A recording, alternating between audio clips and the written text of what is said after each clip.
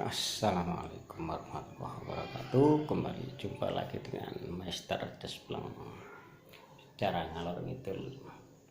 Kali ini kita mau berbicara terkait dengan kenaikan harga BBM, di mana pada intinya adalah pemerintah di setiap rezim mulai dari zaman pemerintahan Orde Baru telah terikat dengan perjanjian IMF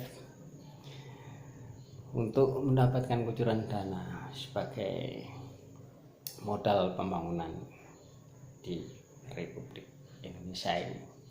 Namun ada salah satu klausul, yaitu IMF menyarankan untuk mensyaratkan untuk mencabut semua subsidi yang dinikmati oleh rakyat Indonesia. Di antaranya adalah tujuannya adalah untuk agar bisa masuknya barang-barang asing, barang-barang impor, di mana memang secara kualitas mungkin lebih baik, tetapi secara price, secara harga jelas lebih mahal daripada produk di dalam negeri, termasuk BBM, di mana kita pada saat itu memiliki berlimpah tambang minyak, sehingga kita menikmati dengan harga yang murah, dan itulah yang dinamakan sebagai subsidi. Namun demi mengejar modernitas berupa pembangunan fisik, pembangunan infrastruktur, maka kita memiliki kebijakan untuk masuk dalam organisasi IMF, di mana sebelumnya pemerintahan Soekarno telah keluar dari IMF maupun dari PBB demi untuk terwujudnya sebuah negara yang mandiri, benar-benar merdeka tanpa adanya campur tangan asing. Nah, sampai di rezim Jokowi ini, BBM kita di hari Sabtu kemarin tepat pukul 14.30 menyatakan naik sekitar 30%. Nah, inilah yang membuat kalangan masyarakat tertentu, bahkan secara umum, ingin melakukan demo secara besar-besaran besok hari Selasa. Mengingat apa yang terjadi di kepolisian, adanya kasus Duren 3 yang terkesan di dalam penanganannya ini lambat, bulat, berputar-putar pada persoalan yang sebenarnya bukan hal yang inti, di mana ini adalah sebuah kasus pembunuhan berencana yang dilakukan oleh seorang jenderal polisi, Verdi Sambo. Namun perkara itu berkutat di dalam masalah pelecehan seksual. Oke, kembali kepada masalah BBM yang kemungkinan besar esok hari tanggal 6 hari Selasa akan terjadi demo secara serentak, khususnya di Jakarta. Demo biasanya akan ada orang-orang tertentu menyusup dalam dua kelompok, baik kelompok pendemo maupun kelompok pihak keamanan. Provokasi tentu harus tetap diperhitungkan.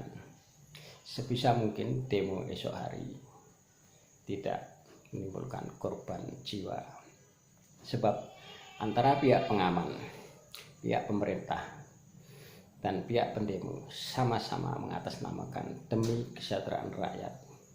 Jika ujungnya muaranya adalah sama, mengapa harus ada intrik-intrik, bahkan terjadi kekacauan hingga menimbulkan korban luka atau bahkan korban nyawa?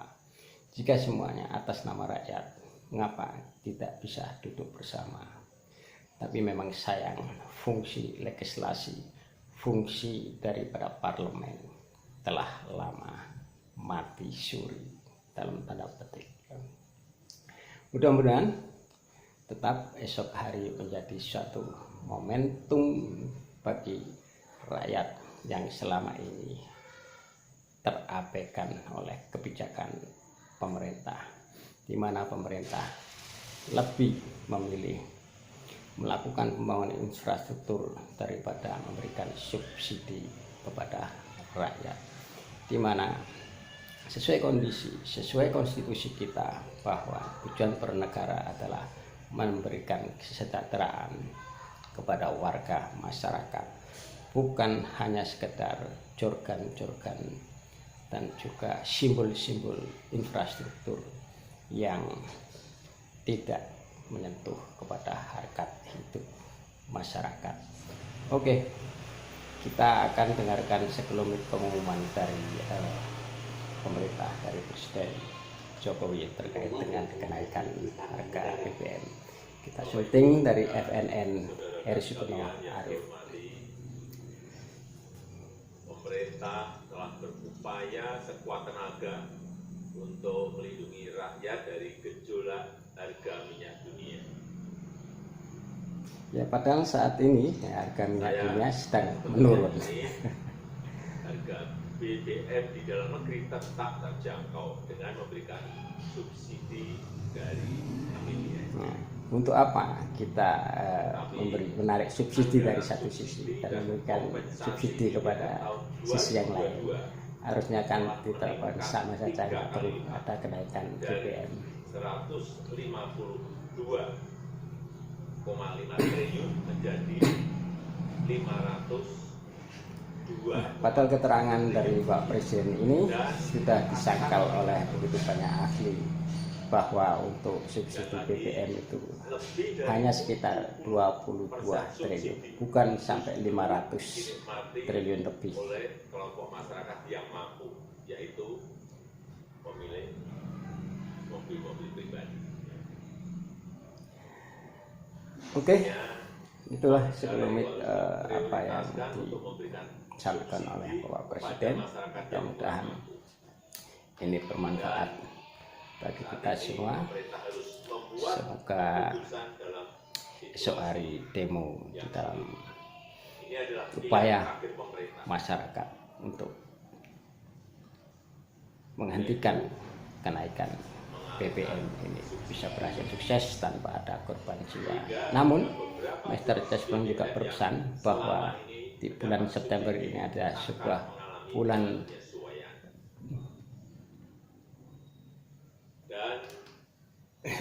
bulan yang perlu kita perhatikan, bahwa bulan September merupakan bulan sejarah hitam bagi bangsa negeri ini.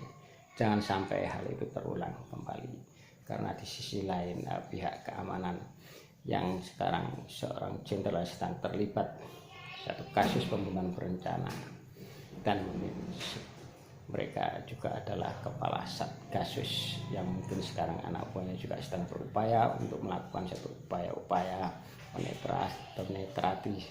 menetralisasi atas ancaman hukuman yang mengancam hukuman mati hingga hukuman seumur hidup.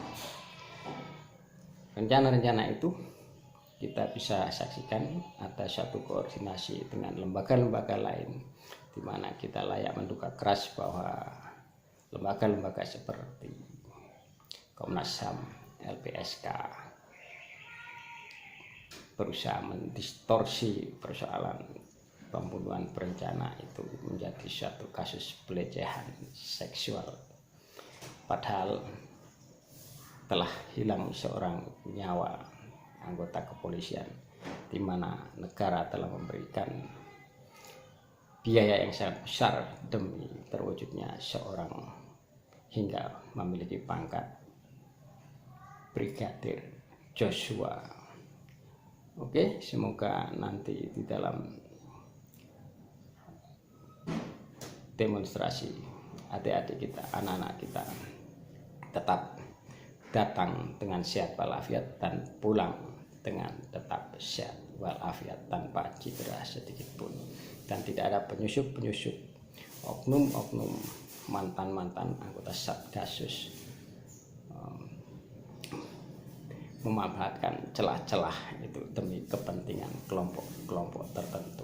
Demikian, tetap jadikan Presiden besok sebagai 0% agar ada kompetisi sehat yang menyegarkan bagi demokrasi di negeri ini, dan tetap jadikan Pancasila sebagai dasar negara Republik Indonesia, sebab Pancasila adalah khilafah rasa Nusantara. Billahi taufiq wal hidayah. Wassalamualaikum warahmatullahi wabarakatuh.